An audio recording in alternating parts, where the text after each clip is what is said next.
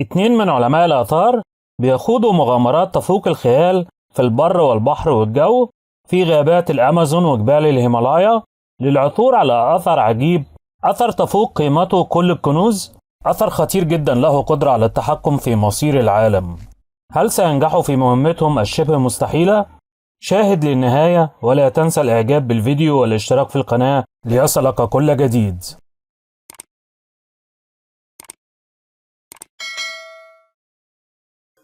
فلين داخل الهرم وبيساعد الزوار وبيديهم معلومات عن الهرم لأنه بيعشق علم الآثار، وبيقول لهم لو حجر واحد بعد عن مكانه بوصة هينهار الهرم العظيم بالكامل.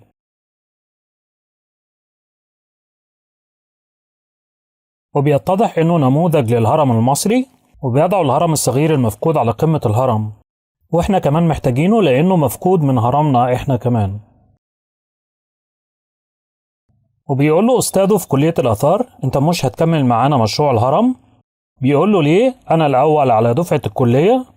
وبيقول له هو ده السبب، لأنك متفوق ومش محتاج المشروع. وبيقول له أنت دلوقتي محتاج وظيفة عشان أنت محتاج تجارب من الحياة. وبيقول له أنت عندك دلوقتي 30 سنة، كفاية دراسة وأخرج للحياة العملية. وبيقول له أنا وقعت على إنهاء دراستك في الكلية. وبيحزن فلين بشدة. فلين وقته كله بيقضيه في القراءة في مختلف أنواع الكتب، وبتحاول أمه تزوجه لبنت. وأثناء جلوسهم مع بعض بتلومه على إنه في ال30 من عمره ولسه بيدرس وبيقيم مع أمه. وبتمشي بسرعة وبتحزن أمه، وبيقول لها فلين سيبيني أنا أختار شريكة حياتي وأفكر. بتقول له أمه قبل ما تفكر من عقلك لازم تفكر بقلبك. وأثناء تفكيره في نفسه وفي حاله بتسقط عليه كتب من الكتب الكتيرة اللي عنده، وبيكتشف وجود رسالة لعمل مقابلة لوظيفة في المكتبة العامة. بيروح وهو سعيد لأنه بيحب الكتب جدا، وبيتصدم لما بيشوف طابور طويل، وواضح إن الشغل مش سهل كمان في أمريكا، وإن الأزمة مش عندنا إحنا بس. بيوصل لمقدمة الطابور بعد ما انتظر في الطابور لساعات، بيشوف واحدة خارجة من المقابلة وبتبكي، وبيتصاب بالإحباط وبيخرج. لكن بتنادي عليه مديرة المكتبة وبتقول له تعالى رايح فين، وواضح إنها شايفاه في الكاميرا. وبتسأله إيه اللي ممكن يجعلك الشخص المناسب عشان تكون أهل لوظيفة أمين المكتبة.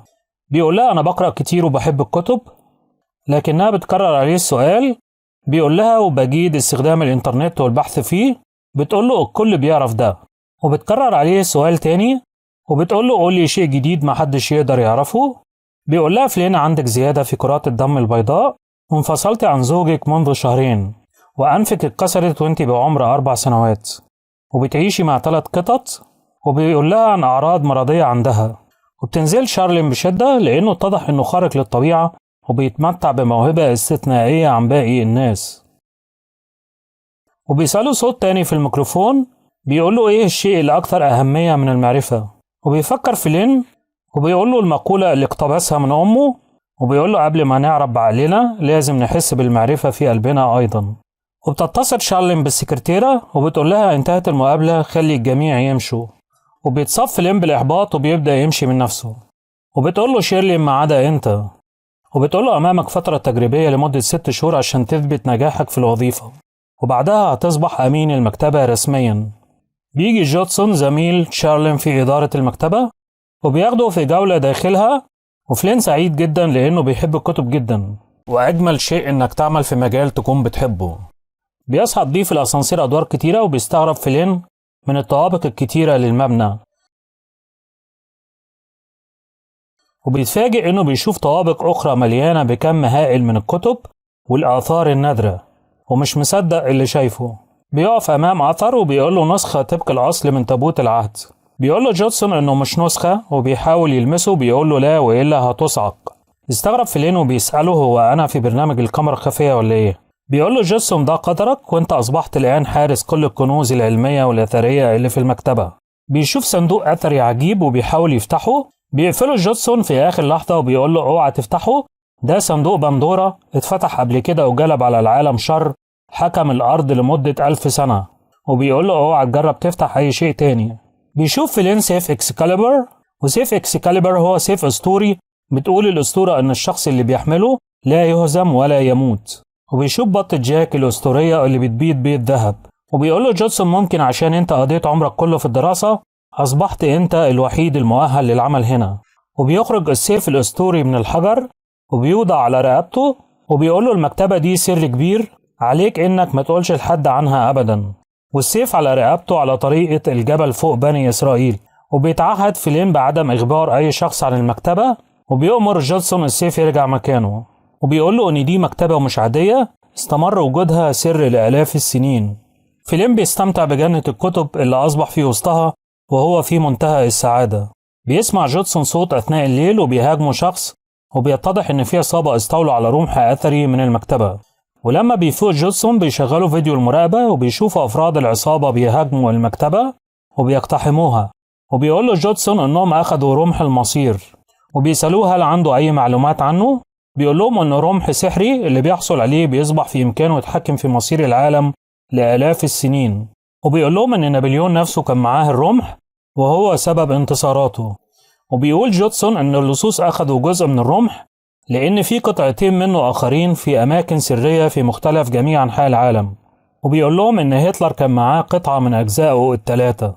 وبيعرفوا من الفيديو إن العصابة اللي سرقوا الرمح بتتبع جماعة اسمها جماعة الثعبان، وهي جماعة بتستولى على الآثار النادرة. وبيقول له جودسون أنت الشخص الوحيد اللي ممكن يسترد رمح المصير منهم. بيرفض فلين لكنهم بيقنعوه بالقيام بمهمة استرداد رمح المصير بأجزائه الثلاثة، وبيديله كتاب وبيقول له إنه هيساعده في الحصول على القطعتين الباقيين للرمح.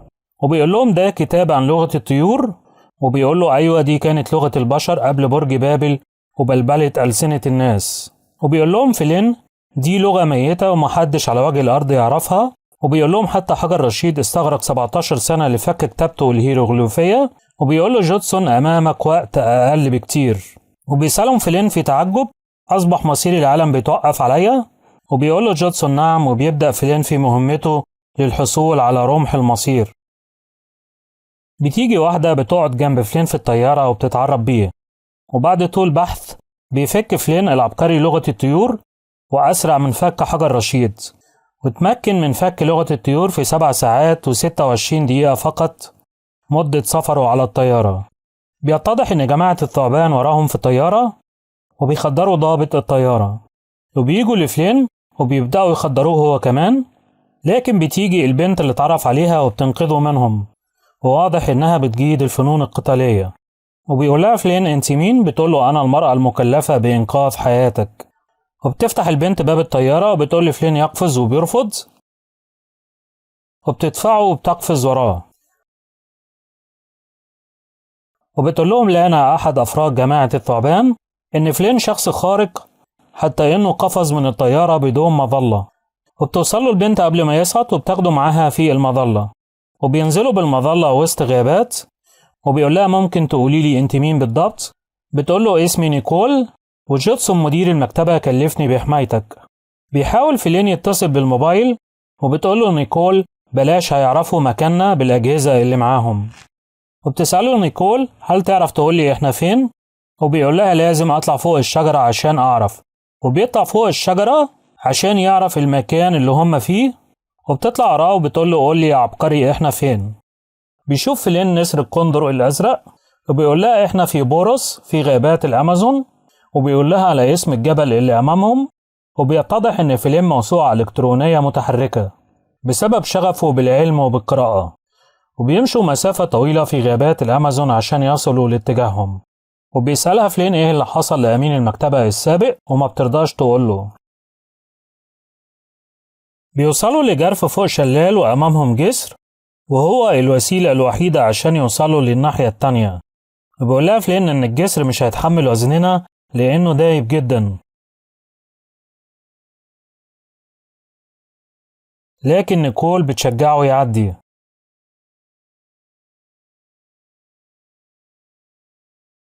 وفجأة بيسقط فلين أسفل الجسر، وبتروح نيكول تشوفه، بتلاقيه متعلق أسفل الجسر وبتساعده بصعوبة لأن الخشب والحبال دايبين جدا. وبيطلع لكن بيبدأ الجسر ينهار بالكامل تحت رجليهم وبيجروا بسرعة، وأخيرا بيوصلوا للناحية التانية وبيشوفوا الجسر بينهار وراهم بالكامل حتى آخر قطعة منه. وبيرمي فلين حجر على شجرة أمامهم وبيبدأ لونها يتغير، وبيتضح إن لونها الغامق كان نتيجة وجود فراشات بتغطي الشجرة واللي بتبدأ تطير في كل مكان في منظر رائع. بيشعلوا نار عشان ياكلوا بعض الطيور اللي اصطادوها، وأثناء جلوسهم بيشوفوا أفراد جماعة الثعبان أسفل الجبل وبيطفوا النار عشان محدش منهم يشوفهم. وبيقول فلين لنيكول أسماء النجوم اللي شايفينها فوقهم في السماء، وبتقول له نيكول ما تقوليش إنك حافظ الكون كله، وبيقول لها تقصدي الكون المعروف، وبتضحك لأن في أكوان أخرى متعددة وواضح إنه يعرفهم هم كمان. وفلين فعلا شخص استثنائي عشان العلم اللي عنده. وبيسألها مرة تانية إيه اللي حصل لأمين المكتبة السابق، وبتقول له إنه مات. وبيقرأ أفكارها وبيقول لها أمك إنجليزية وأبوكي من الأرجنتين، وبيقول لها إنها بتحاول تنسى حاجات كتيرة وذكريات أليمة شافتها في الماضي. وبتستغرب نيكول من إنه إزاي عارف كل ده، وبتقول له أقدر أنا كمان أقول عنك حاجات. بيقول لها قولي. بتقول له أنت متحضلق. بيقول لها بما فيه الكفاية. وبتبدأ تحكي له عن إدوارد أمين المكتبة السابق، وإنهم كانوا بيعملوا سنين مع بعض، وإنها أحبته بشدة لحد ما صحت في يوم في كوخ كانوا فيه في مهمة، وشافت جماعة الثعبان بيقتلوه أمامها في منظر بشع مش قادرة تنساه أبدا. وفجأة بيظهر أمامهم قبيلة من القبائل اللي بتسكن في المنطقة وبيحاصروهم، وبتطلب منه يكلمهم لكنه بيقول لها لغتهم غريبة من قبائل الأمازون معرفهاش. بيجي زعيم القبيلة ومركب عصاية غريبة في أنفه وبيكلمهم. بيروح فلين وبيكلمه، وواضح إنه بيفهم لغتهم وبيصبحوا أصحاب. وبيقول لها بيتكلموا اللغة البرتغالية، وأنا اعتقدت إنهم بيتكلموا لغة مختلفة. بيوصلوا لهم جماعة الثعبان وبيجروا منهم وبيطردوهم. بيوصلوا لجرف شلال وبتبتسم نيكول، وبيقولها لما بتبتسمي بيبقى فيه كارثة هتحصل. وبتاخدوا وبيقفزوا من فوق الجرف في الشلال، وبتقول لهم لا أنا شفتم، قلت لكم إن الشخص ده خارق ومش عادي. وطبعا مش عارفة إن نيكول هي اللي دفعته بالعافية في المرتين. المية بتجرفهم معاهم وبيقعوا من فوق شلال تاني. بيصعدوا من النهر وبيكتشفوا وجود كهف من كهوف قبائل المايا، وبيقول لها فلين إن كهوفهم الأثرية بتكون مليانة بالكنوز اللي العالم كله بيبحث عنها.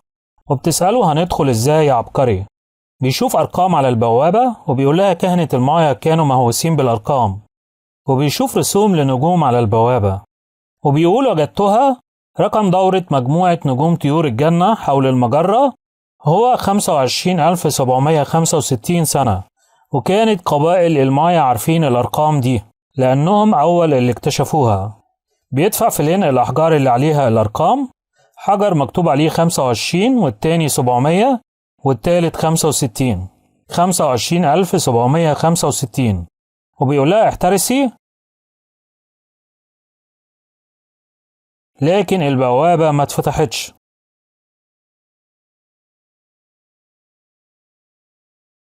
وفجأة بيقعوا للأسفل، بيلاقوا نفسهم في كهوف أسفل الأرض. وبيقول لها فلين احنا في غرفة الموت اللي بنوها قبائل المايا، ومحدش يقدر ينجو منها إلا اللي هيقدر يحل لغز الغرفة. وبيبحث فلين على الجدران عن أي وسيلة يقدروا عن طريقها الخروج، لكن ما بيلاقوش حاجة ومفيش أمامهم غير الجهة الأخرى عشان يعدوا. وبتسأله نيكول نوصل لها إزاي، وبيقول لها هو ده اللغز اللي لازم نحله. وفجأة بيسمعوا صوت الجدران وراهم بتتحرك، وبتيجي ناحيتهم في اتجاههم وبتحاصرهم، ومفيش أمامهم غير جرف. وبيبحث فلين في الكتاب عن أي طريقة، وبتقول له نيكول بسرعة مفيش وقت. وبتتجه الجدران ناحيتهم أكتر، وبيحاولوا يدفعوها لكن طبعا مفيش فايدة.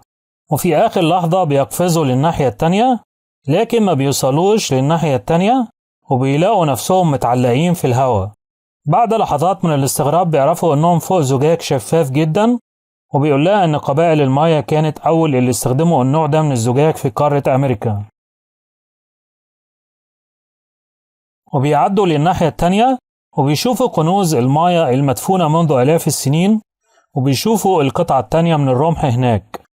وأول ما بيضع قدمه عشان يروح بتمنعه نيكول، وبيظهر أمامهم سهام من جوانب الكهف بتنطلق بسرعة وبطريقة منتظمة، وبيلاحظوا إن السهام بتنطلق بإيقاع معين، 1 2 3، وبتقول له نيكول نفس إيقاع رقصة الفالس، وبتقول له ده لغز الغرفة، لازم نتحرك على نفس الإيقاع عشان نقدر نعدي. وبيعدوا في منظر طريف جدا على إيقاع رقصة الفالس والسهام جنبهم.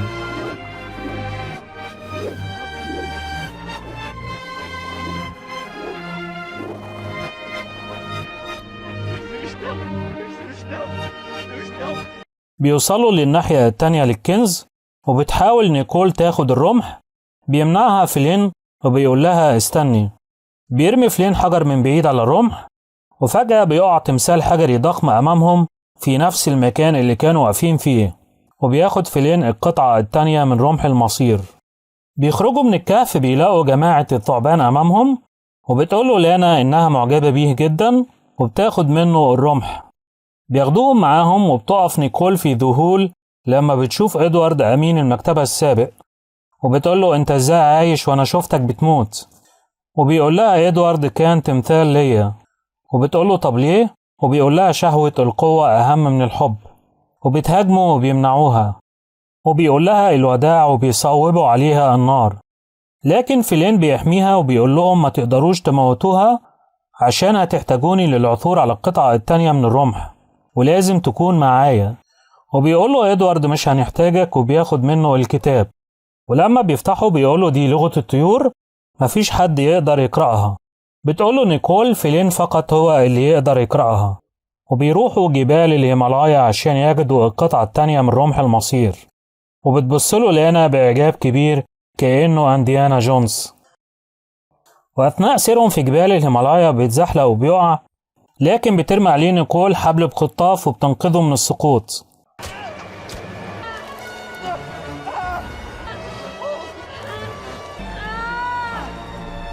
وبعد مشيهم الطويل وسط الثلوج بيزهق إدوارد وبيقول له أنت بتخدعنا، وبيصوب عليه المسدس، لكن بيظهر أمامهم جبل من بعيد زي ما قال لهم فلين.